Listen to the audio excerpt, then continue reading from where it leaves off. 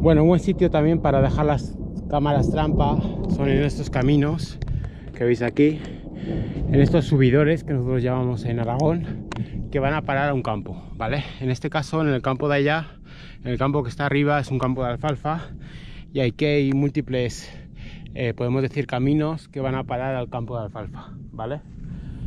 Bueno, tenemos este camino que va a pasar, no sé si lo veis por ahí, sigue por ahí, por aquí, por aquí, va a pasar por la cámara trampa, se dirige hacia arriba, pero también tenemos múltiples caminos que provienen de ese pequeño barranco que tenéis ahí abajo, y más allá tenéis un bosque, ¿vale? Así que muchos animales para ir hacia la alfalfa y algunos que se alimentan de ella, como por ejemplo los corzos o los jabalíes, van a pasar por aquí, ¿vale? Encima, como es de subida, pues me imagino que pasarán no muy rápidamente, ¿vale? Dejamos aquí la cámara, ya está preparada, y vemos exactamente pues los caminos que existen, ¿vale? Aquí tenemos uno. Este camino proviene de aquí abajo, como veis. Hay bastante maleza en el barranco. Aquí tenemos otro.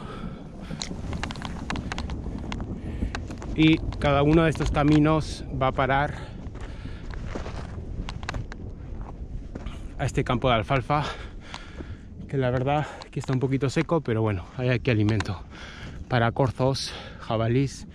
En algunas ocasiones he visto aquí un macho de corzo ladrar, así que es fácil. Bueno, para bajar lo mismo, mira, este es el camino para bajar al bosque y van a pasar por delante de la cámara trampa, así que es un buen lugar. Y por aquí también hay otro camino,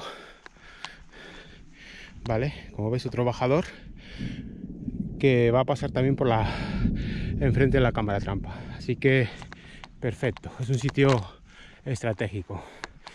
Y bueno, la verdad que con la sequía, ahora está lloviendo un poco, como veis está de tormenta y ha llovido un poquito, pero la verdad la sequía que tenemos este año aquí en el Prepirineo es bastante grande, ¿vale?